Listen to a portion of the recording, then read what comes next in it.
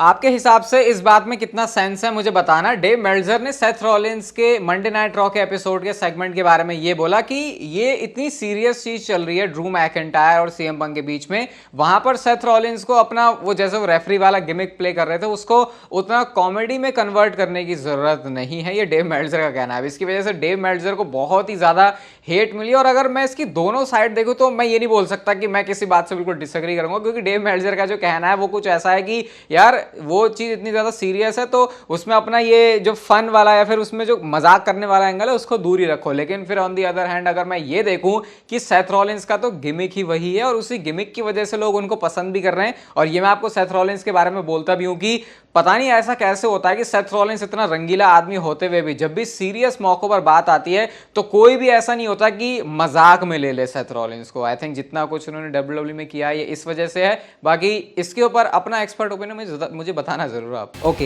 Hello chatters, my name is Rohit and you are watching Wrestle chatter.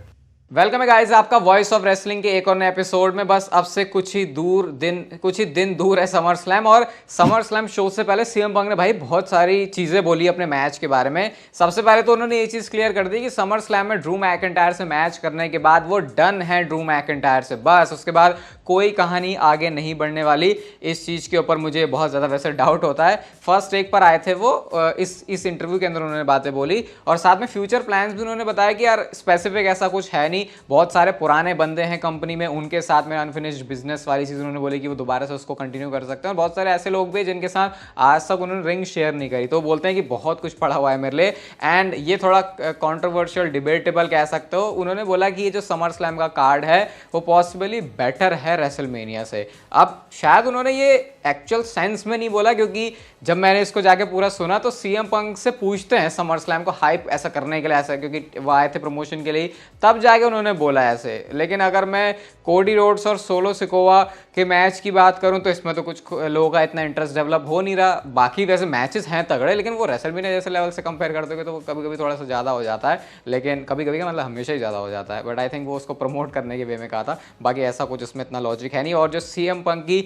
Documentary वाली video है finally शायद वो कल आ रही है, उसका काम सब कुछ हो चुका है, तो कल आ रही है तो शायद 12:30 बजे या 1 बजे के आसपास होगी। बाकी आई थिंक आज इंस्टाग्राम पे मैं फाइनल उसकी अपडेट शाम तक दे दूंगा, तो जो इतने लंबे टाइम का आपका भी इंतजार है वो खत्म हो जाएगा और आप भी वीडियो देखने के बाद बोलोगे कि भाई इंतजार करवाया तो, लेकिन करवाया बिल्कुल सही।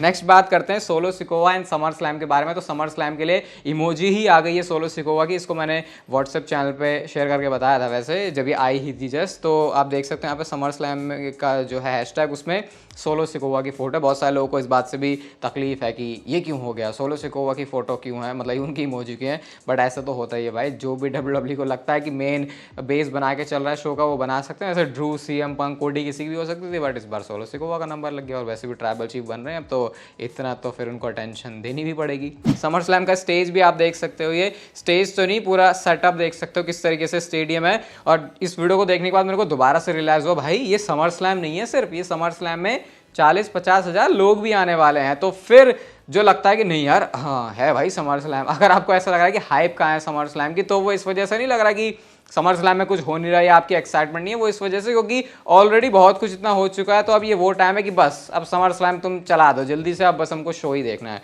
तो इस हिसाब से डब्ल्यूडब्ल्यूई ने प्लानिंग भी कर ली है और किक ऑफ शो भी 3 घंटे का होने वाला है, जो प्री शो है आप इसे कह सकते हो। डब्ल्यूडब्ल्यूई ने रिसेंटली इसकी जो लेंथ है उसको बढ़ा दिया है, तो शायद कुछ एक मैचेस भी डब्ल्यूडब्ल्यूई इसमें ऐड कर सकते हैं। लेकिन ऐसा नहीं है कि आपको 3 घंटे पूरा किक ऑफ या ये प्री शो भी देखना है, उसके बाद 3-4 घंटे का फिर मेन शो भी होगा, जितना आइडिया लग रहा है मैचेस को देखने के हिसाब से। लेकिन वो प्री शो के अंदर ऐसा अलग अलग सेगमेंट ही डालते हैं, जैसे उन्होंने मिस को होस्ट बना दिया। तो बहुत इतना कुछ भी नहीं है कि वो पूरा 3 घंटे भी आपको देखने हो, क्योंकि अगर वो देखने चले तो फिर आपको सुबह नहीं, फिर आपको रात से ही जागना पड़ जाएगा। ये फोटो जो कि हमको कब देखने को मिलती है, जब किसी सुपरस्टार का गुंथर के साथ मैच हो, पूरी साथ में लगा दिया कि क्या तीनों के हालात हुए हैं गुंथर के चॉप्स खाने के बाद। और कल रॉ में ये मैच जो हुआ था फिन बैलर और गुंथर को, उसमें लिटरली आप सुनना अच्छे से कान लगा के भी नहीं, ऐसे नॉर्मली भी सुनोगे ना तो आपको लगेगा भाई गुंथर कितनी जोर जोर से मारते हैं, बहुत जोर से मारते हैं भाई वो। और ये तो सुपरस्टार्स बाद में रिवील भी करते हैं कि गुंथर के साथ मैच करने में जो सबसे बड़ी प्रॉब्लम है वो है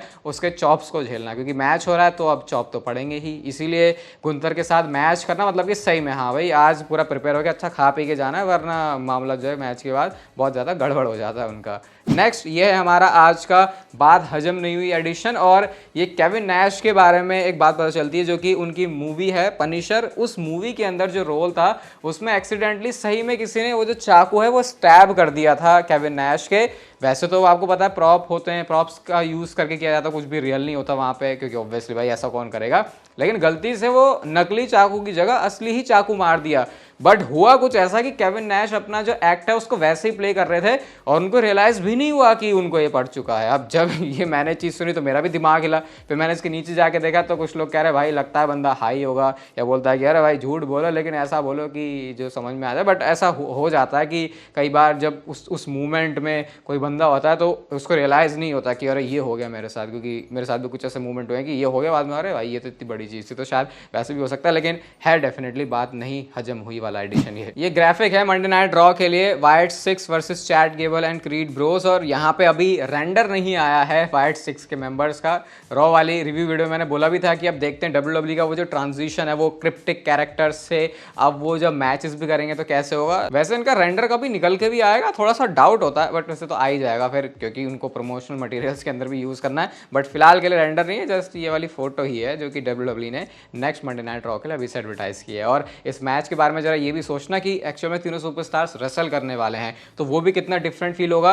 और बत्तियां बुझा के तो नहीं करेंगे कहीं है, वो कर दिया भाई फिर तो वो वही रेड लाइट वाली फील ना आ जाए, क्योंकि फिर तो वो दिखेगा ही नहीं सही से। तो मैं तो चाहता हूँ भाई मैच बिल्कुल खुली रोशनी में, ताकि एक्चुअल में दिखे भी कि चल क्या रहा है वहाँ पे।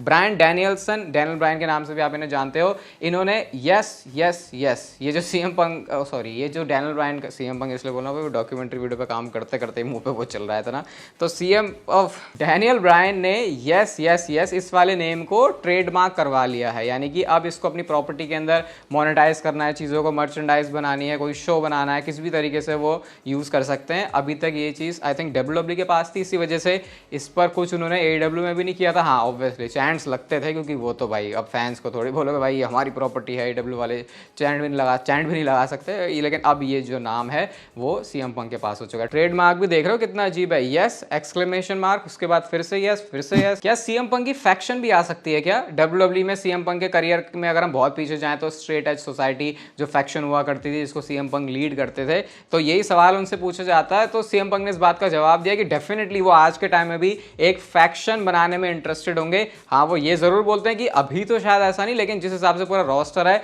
एक फैक्शन वाली चीज के साथ चलना आज भी उनके लिए कूल होने वाला है, जैसे कि हमने सीएम पंक को पास्ट में देखा था। और मुझे लगता है कि एक पॉइंट पे जाके अगर सीएम पंक मतलब अभी से 2 या 3 साल बाद अगर एक फैक्शन ही बना लें तो सीएम पंक और ज्यादा प्रोटेक्टेड होंगे, स्पेशली एक हील गिमिक के साथ। तो आज भी सीएम पंक बिल्कुल वैसा ही फील होने वाला है जैसे कि आज से 12 साल या फिर 15 साल पहले फील होता था। तो ये एक अच्छा आइडिया है सीएम पंक के लिए अगर वो फैक्शन के साथ आ जाए, बट फिलहाल अभी तो ड्रू मैकिंटायर के साथ उनको थोड़ा सा अकेले ही निपटना पड़ेगा। Bad blood premium live event, भाई कुछ सीन बने तो इस पीपीवी जैसा, क्योंकि ये वाला शो WWE ने इससे पहले ही कुछ अनाउंस किया कौन आने वाला है, क्या मैच होने वाला है, इससे पहले ही ऑलमोस्ट सोल्ड आउट हो चुका है, 13,000 के आसपास टिकट्स बिक चुकी हैं। एंड आई थिंक अब जब तक मैं इसको बता रहा हूँ सारे के सारे जो टिकट्स है वो भी बिक चुकी होंगी। तो इससे पहले कि WWE कुछ भी बता दी, fans I think already assume करके चल रहे हैं कि अब जिस टाइम पीरियड में ये शो होने वाला है शायद WWE इसमें इंटरेस्टिंग चीज़ें करेगी। और वो ब्लड लाइन वाला सारा एंगल तो मैंने आपको एक्सप्लेन किया कि कैसे बैड ब्लड नाम का शो है तो ब्लड लाइन का एंगल भी हो सकता है। लेकिन फिलहाल WWE को बिना कुछ अनाउंस एडवर्टाइज किए इसकी जो टिकट सेल्स है वो भी अच्छी खासी मिल चुकी है। गोल्डबर्ग वर्सेस रोमन रेंस, ये वो मैच है जो कि गोल्डबर्ग का WWE में आखिरी मैच था। तो अभी रिसेंटली इंटरव्यू में आके क्रिस वैन व्लीट के साथ गोल्डबर्ग ने बताया कि कैसे उनके साथ धोखाधड़ी हुई है। उन्होंने बोला कि मैं अपने बेड पे लेटा हुआ हूँ, मैं अभी COVID से सफ़र कर रहा हूँ और मेरे को विंस मैकमैन का कॉल आता है, मैं बिल्कुल हिलने की हालत में भी नहीं हूँ, लेकिन क्योंकि विंस मैकमैन ने मुझे बोला कि भाई तुम सऊदी में आके मैच करो, तो फिर मैंने किसी भी तरीके से अपने आप को आपको प्रिपेयर किया उस मैच के लिए मैं बिल्कुल भी प्राउड नहीं हूँ। मेरी नज़रों में भी वो मैच बकवास है, मतलब ये गोल्डबर्ग के वर्ड्स हैं। एंड देन वो बोलते हैं कि बदले में उनको विंस मैकमैन की तरफ से फेवर नहीं मिला, जो मैंने आपको बताया था कि उन्होंने बोला था ऐसे कि विंस ने उनको प्रॉमिस किया था कि उनको जो रिटायरमेंट है फिर आगे के जो मैचेस है वो दिए जाएंगे, बट वो चीज़ कभी भी हो नहीं पाई क्योंकि उसके बाद तो फिर विंस का जो पत्ता है वही कटना शुरू हो गया था। तो ना अपने मैच के लिए वो प्राउड है और साथ में ये भी रिवील करते हैं कि बेड से उठ के वो आए थे मैच करने के लिए, बस 2-3 हफ्तों के अंदर ही उन्होंने अपने आप को प्रिपेयर किया और वो प्रिपरेशन भी इनफ नहीं थी। एंड अगर नहीं समझ में आ रहा तो फिर आप वो वाला मैच जो है दोबारा जाके देख सकते हो। आज की फाइनल स्टोरी समर स्लैम के बारे में है और आपको 2 बातें मैंने बताई थी, 2-3 वैसे तो बहुत सारी बातें बताई हैं, लेकिन कुछ मेजर चीज़ इस पूरी समर स्लैम के अराउंड। सबसे पहले तो वो रॉक वाली चीज़ की समर स्लैम में वो आ सकते हैं, और ये बात अभी नहीं, जब रेसलमेनिया के बाद उन्होंने टाइम ऑफ लिया था हॉलीवुड के लिए, टाइम ऑफ कह लिया था, अपने मेन काम पे वो गए थे। तो हॉलीवुड की मूवी शूटिंग जब उनकी फिनिश हो जाएगी तो सबसे पहली बात यही पता चली थी कि वो समर स्लैम में आएंगे।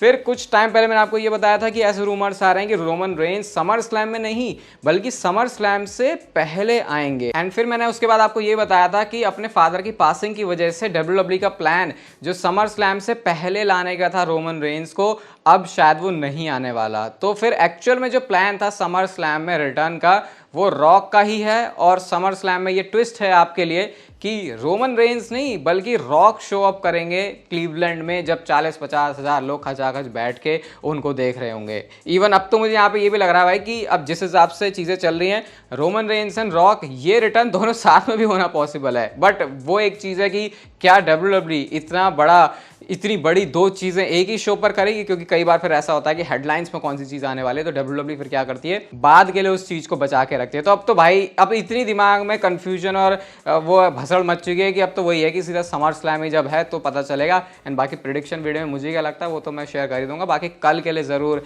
चिपके रहना चैनल से 12:30 से 1 बजे के आसपास, मोस्टली कल ही आने वाली है वो वीडियो। ये वीडियो अच्छी लगी आपको तो इसे लाइक ज़रूर कर देना, चैनल को भी सब्सक्राइब कर दो ऐसी और मस्त वीडियोज़ के लिए, और तब तक फिर लेते रहो ज़िंदगी के मज़े।